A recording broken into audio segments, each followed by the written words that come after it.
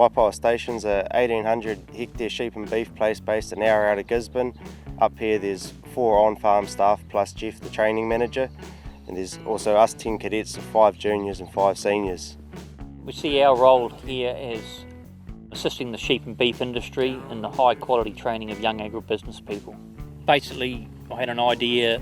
I'd had a couple of Smedley boys, cadets, work for me over the years, and I saw the standard or the enthusiasm that they brought to the job, and we had facilities we've actually got here that weren't being utilised, and I sort of thought there was a mix there.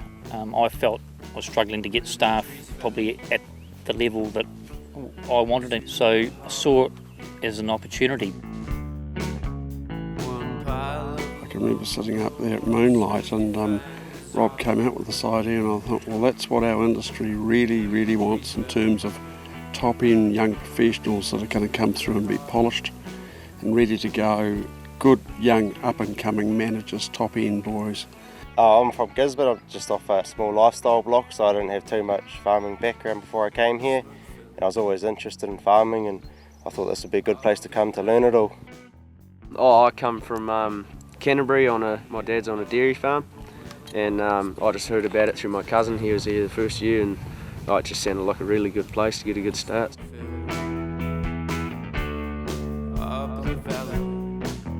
Probably one of the real keys to it, I think, is the amount of time that cadets get one-on-one. When you get out there into the paddock, the sheep aren't quiet.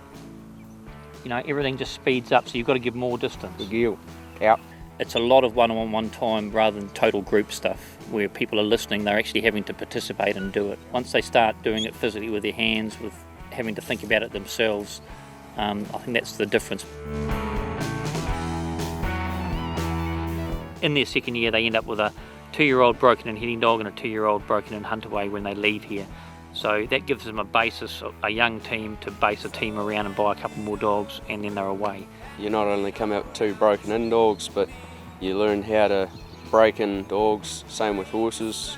You learn how to break in the horses and come out with a good lifetime skill.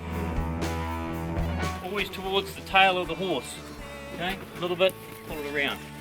As far as the culture goes, the imprint we're basically trying to put on these cadets, and it's totally irrelevant of whether they have come from a farming background or whether they've come from town. As far as we're concerned, when they arrive here, they're all on the same level. And what we're trying to install is basically old school values. And old school values we talk about are pretty simple things. And you turn up in the morning and you shave and your hair's done, your bed's made, your dogs are let off before breakfast for a run.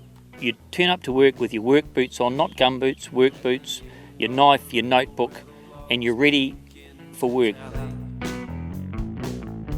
Once I leave Waipaoa, I'd like to look for a shepherding job in Gisborne, and then travel around New Zealand at different jobs and work my way up the ranks to eventually farm manager and farm ownership. Our employment mentoring actually starts reasonably early on in the year. It's well known that Waipaoa cadets find that they'll get offered a variety of jobs to choose from, and we like to make sure that they, in the first instance, if they can take a job with someone that has supported us, it's better that way than just losing them out of the district.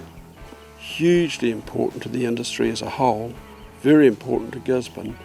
We need quality men out there doing the job. Obviously these boys are going to be targeting the top, they're going to end up managers and owners, and we need them at the top, and we need good young fellows coming through as shepherds, head shepherds, managers that are well-rounded, well-skilled, and with good attitude and application.